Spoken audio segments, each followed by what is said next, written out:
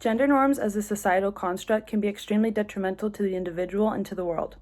If we as a society start to appreciate how people express themselves and don't depend on masculinity and femininity to make assumptions, we will all feel more accepted and free. Every one of you hides something about yourself that you don't think the public will accept, so if we start to accept others, they will return the favor. I have read a lot of research from some highly respected professionals who conduct studies about masculinity and femininity. Today I will explain the main characteristics of both masculinity and femininity and change your mind of those definitions, make you see that belittling someone because of their self-expression can be extremely damaging, and while things seem to be moving in the right direction, there's still so much more that needs to be done in order to have a society where we all feel accepted and appreciated. We will start with the reasons we should all understand that individuality can be a key component of the world's success. If our people feel accepted, we'll live in a society of happier people of diverse expression. Even if men or women have qualities that aren't traditionally masculine or feminine, they are most of the time good qualities they're gaining. Old-fashioned people just aren't comfortable with it quite yet. David Mayer, a professor of management and organizations at the University of Michigan, states in his article that many traits that men have started to adopt are positive, but the public doesn't see it that way. Men are starting to show vulnerability, be nicer, display empathy, express sadness, exhibit modesty, and show a feminine side or be a feminist. All of these are amazing traits to have, but they aren't considered masculine, at least not yet.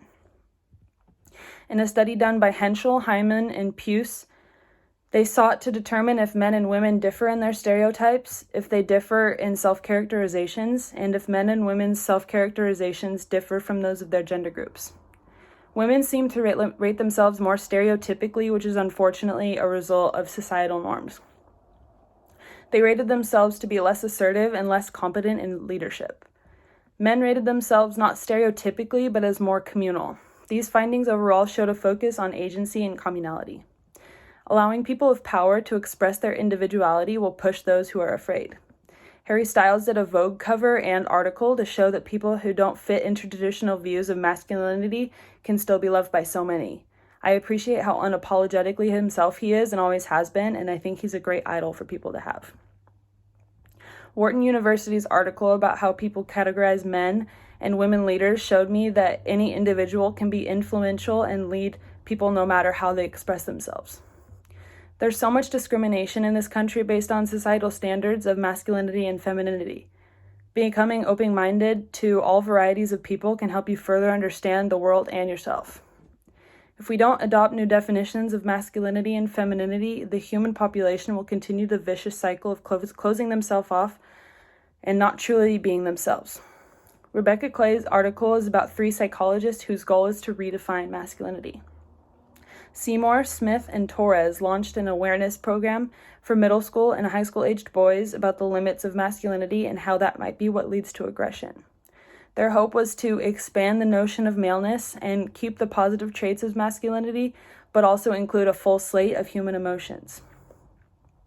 Another study by Rachel, Steffens, and Needlich proposed the TMF, or Traditional Masculinity-Femininity Scale, and see how people use these stereotypes to assume things about others.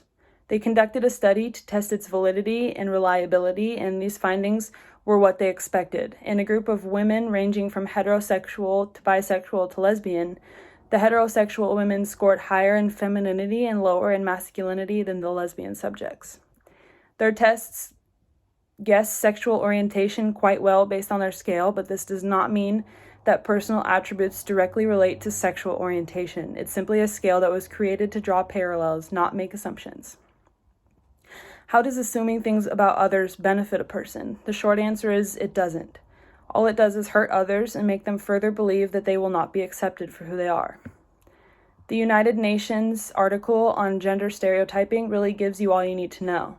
They state that it is a generalized view or preconception about attributes or characteristics, or the roles that ought to be possessed by or performed by women and men.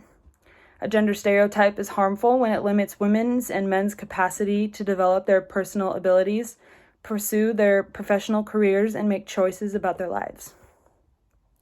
If you agree with me, here is what we can all do to make the world a more accepting place. We need to adopt new versions of masculinity and femininity that does not make others feel left out. We need to believe that people expressing themselves can make their lives happier and more motivated to do what they want to do. If we simply stop making assumptions about others based on overused gender norms and accept everyone for who they want to be, our world would be so much more successful. If you see someone from across the room and start to analyze them, do not make assumptions about their sexual orientation, amongst other things. Understand that they are just also someone who's trying to be their best at a functioning part of society. Just because they might not fit into certain categories that we've all learned about our whole lives does not mean that they aren't validated. I'll leave you all to think about how you can individually make these changes in your lives as I conclude. Today, I showed you the benefits of accepting people for who they are, what gender stereotyping is and how we can put a stop to it, and how adopting new versions of masculinity and femininity can truly change the world. Everyone deserves as much respect as the next person, and that includes you and those around you. I hope to influence each of your ideas of gender stereotypes and how they can hurt others. Think about the assumptions you make about others and how you can change your ways of life to be a little more open-minded and accepting. Thank you.